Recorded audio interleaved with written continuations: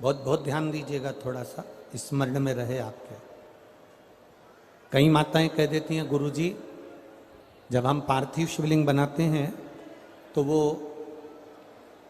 पूजन करने का जब समय आता है तो उसमें दरार पड़ जाती है। बोलो री जी हाँ, सही है कि गलत है? जब हम पूजन करने का समय होता है तो उसमें दरार पड़ जाती है। कारण क्या होता है?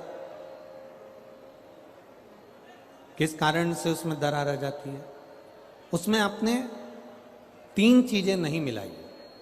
मिट्टी तो आप लाए हो पर उसमें 3 चीजें नहीं मिला पाए। एक, पहले नंबर पर है माखन या गाय का घी या दूध। इसमें से एक चीज जरूर मिला मिट्टी में। दूसरी, भस्म, थोड़ी सी भस्म यदि आपके पास में है। भस्म से मतलब होता है अलोना गोबर। अलोना गोबर जानना है आपने? यहाँ क्या बोलते हैं उसको? एक होता है गाय का गोबर जिसको हाथ से थापते हैं, थापा कंडा बन गया, वो नहीं। अलोनी गोबरी, गाय ने पौटा करा, वो सूख गया, उसको उठाया, जलाया, उसकी भस्म तैयार करी। वो भस्म शिवजी पे समर्पित होने वाली वो भस्म उस मिट्टी के अंदर डाली जाए। अलोनी गोबरी की जो भस्म होती है, गाय जो पोटा करती है और वो गाय का जो गोबर होता है वो सूख जाता है। सूखने के बाद जो उसकी भस्म होती है वो भस्म बड़ी काम की होती है। उसको जब जलाते हैं और जलाकर उसकी भस्म बनाते हैं तो वो बड़ी काम की रहती है, बहुत काम। हम तो यहां तक कहेंगे,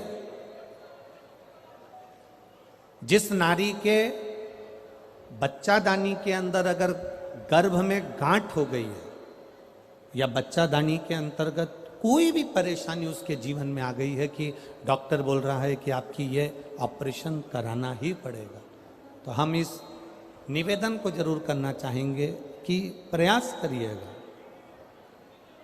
देसी गाय जब गोबर करे, पोटा करे और वो सूख जाए,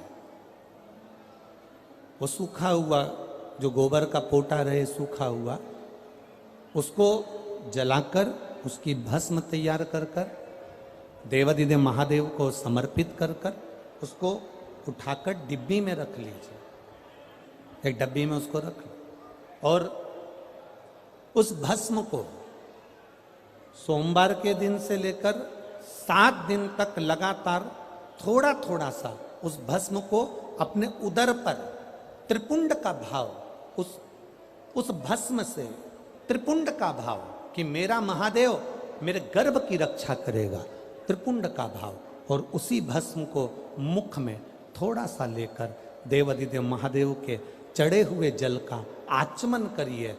जो गर्भाशय में जो भी तकलीफ होगी मेरा देवाधिदेव महादेव उसको अच्छा कर दे। गर्भस्थ तकलीफ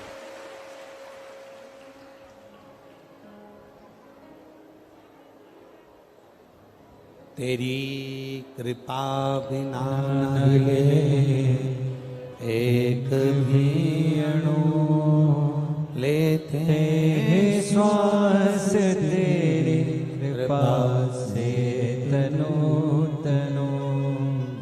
हे गंगाधर मुक्ति द्वार ओमकार तू, भोले ओमकार तू।